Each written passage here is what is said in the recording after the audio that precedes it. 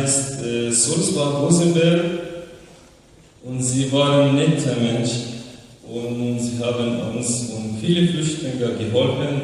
Deshalb habe ich ein Lied auf Deutsch für die Stadt vorbereitet und hoffentlich euch gefällt.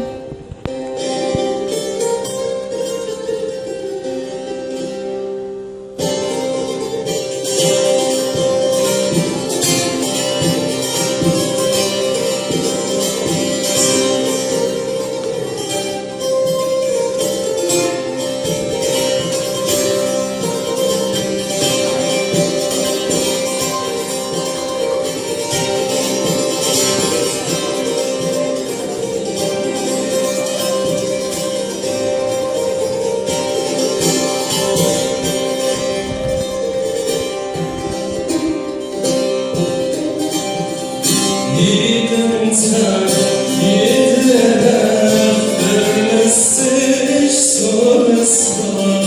Jeden Tag, jede Nacht vermisse ich so das Wort. Alte Kultur, Tradition, ohne Leute ist wunderschön.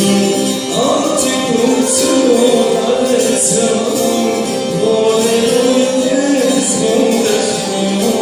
Jeden Tag, jede Nacht vermisse ich so das Wort.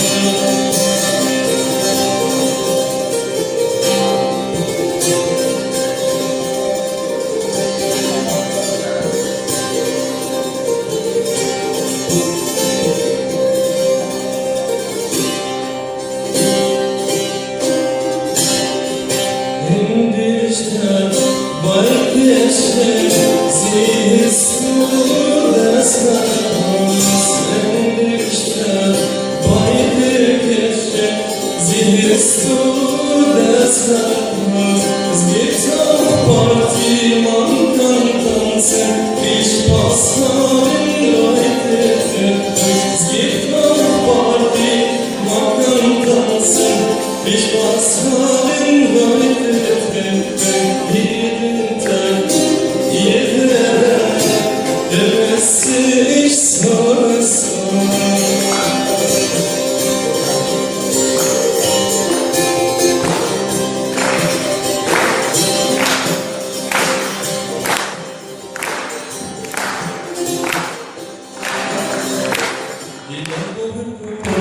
Egal wie du bist, alles soll es sein, wo sind wir dir?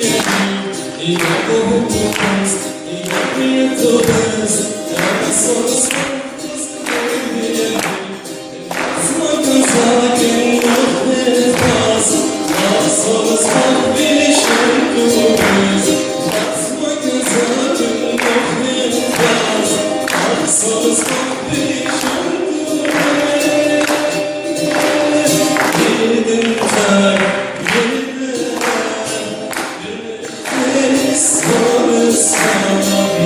Jeden Tag, jede Nacht, vermisse ich alles Tag. Alte Kultur, Tradition, ohne Leute ist wunderschön. Alte Kultur, Tradition, ohne Leute ist wunderschön.